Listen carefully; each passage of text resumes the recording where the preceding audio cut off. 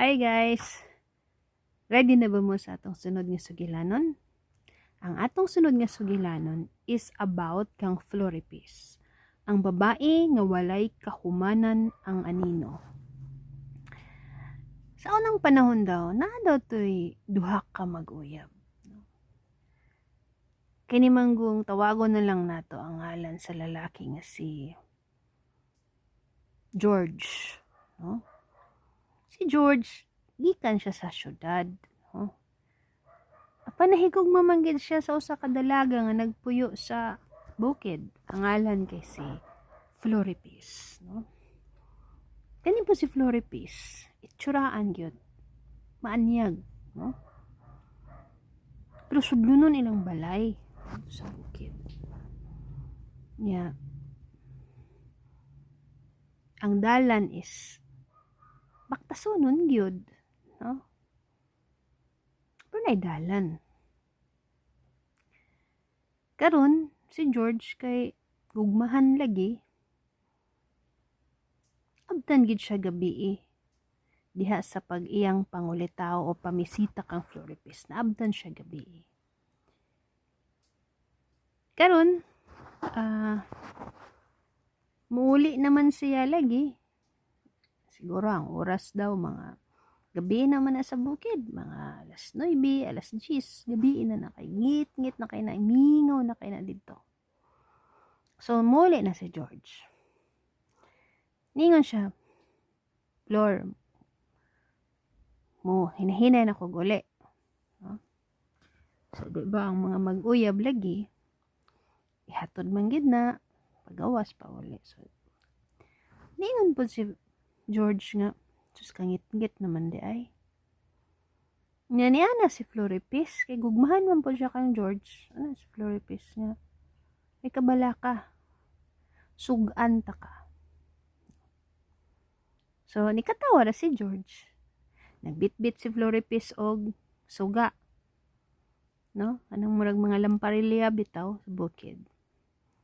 So, syempre, sa dual pa si George, landag ang dalan. Tingala man na si George paglakaw niya. Taod-taod naman gid siya naglakaw. Guys, ang anino ni Floripis naaraman sa iyang naguna sa iya. Nya wala may pagkahanaw ang landag. Hinay ang landag pero naay landag. Kunya na ang anino ni Floripis, ingon siya, layo naman ko. Layo naman akong gibaktasan. Dugay-dugay naman to. Pero ngaw na pa man ang anino ni Floripis. O giabot si George og kahadlok. Pero wala lang siya. No? Wala po siya mulingi kay mahadlok siya. Nganong naman ni sa akong unahan sa akong gilaktan ang anino. Yan nagbitbit pa man og kanang lamparilya ang anino. Mo man gid to ang iyang nakita sa before siya paglakaw. Mo man to ang itsura ni Floripis, nagbitbit og anino. Yawa may pagkawa sa iyang atubangan samtang naglakaw siya. Guys, giagwanta gid ni George hangtod nakaabot siya sa highway ug nakasakay siya. Tumog sa dili, guys. Sad kayo. Wala na ni balik si George dito ila Floripis. Karon, kung mangutana mo sa ako, sakto ba ang gihimo ni George? Kaswerte ka niya, no? Magisugan siya ni Floripis. Nga wala siya biyai sa anino ni Floripis. Kung ikaw si George, padayon ba kaha nimo nga mahalon si Floripis? Despite sa iyang abilidad? Kung ako, pud ko katubag. Kay kung ako si Floripis, ug akong gimahal pud ang lalaki, sugan gihapon ako siya. Di gihapon ako lungan sa kong anino. Masking asa pa siya. Naayod ang akong anino. Mo na ang gugma ni Floripis. Ang iyang anino nga walay pagkahuman sa kinabuhi sa lalaki nga iyang gimahal. Pansad lang si George. Wala man niya nasabti unsa siya ka gihigugma ni Floripis. Anong istorya ni Floripis, guys? Gamay pa ko, ana. Elementary pa ko. Pero, excuse me. Pero, madumduman gina na ako nga istorya sa akong nanay. Gina-istorya po na sa akong mama. Di ko kalimutan na. Akong mga manghod pati. Makadumduman na. Ang istorya ni Floripis. Sa higayon karon manggod. Sa panahon karon, kanang mahigog mata, dili na to gusto nga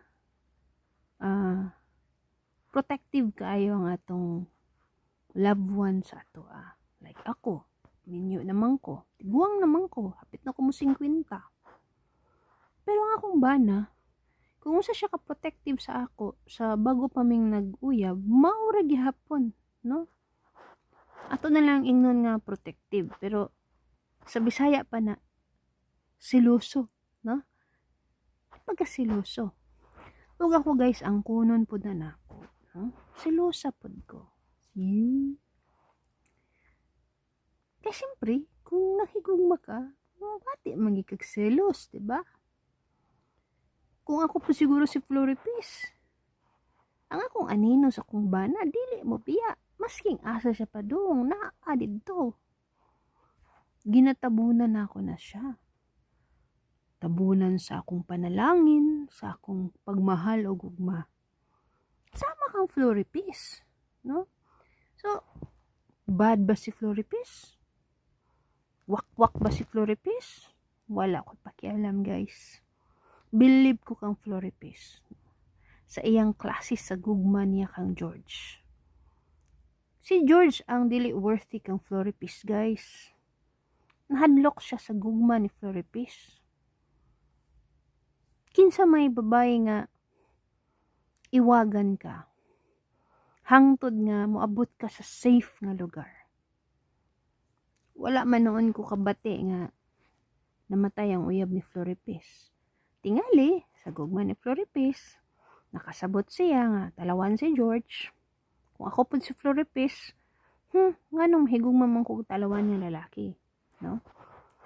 Na ako'y nabasa sa una, guys.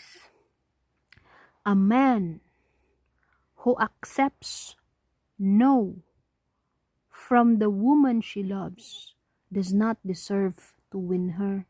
Cheers. Sa Bisaya pa, guys, ang lalaki nga musugot balibaran or talikdan ang babae, wala dyan to siya.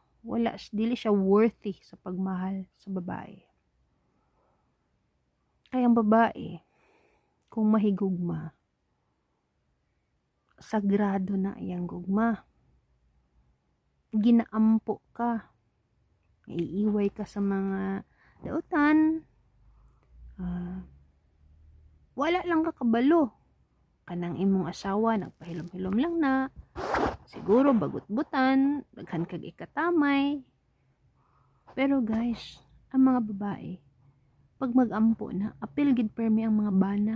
Apil ang mga asawa, ang mga anak, mga ginikanan, mga kaparyentihan, tanan nga ilang givalue sa ilang kinabuhi. Og sama kang Floripis, padayon nga ang pag-iwag aron hayahay ang paglakaw sa iyang mga minahal sa kinabuhi, despite pa man sa kangit-ngit og kalisod sa hagit sa panahon, no? Aduna ang kahayag. Mao na ang sugilanon ni Floripis, guys. Ayaw ninyong kalimti si Floripis, no? Hadlok ang iyang istorya, kahuro ni Floripis, no? Pero ako, saludo ko kang Floripis. Ug sa tanan nga mga babae nga sama kang Floripis, nga padayon ang paghatag og kahayag sa nga mga mahal nila sa kinabuhi, no? Hinaut unta, guys, nga minsan nga maghatag tag kangit-ngit sa atong isig ka tawo, mga babae, maghatag tag kahayag sa atong isig ka tawo, ilabi na sa atong mga mahal o mga pinangga sa kinabuhi. Bye!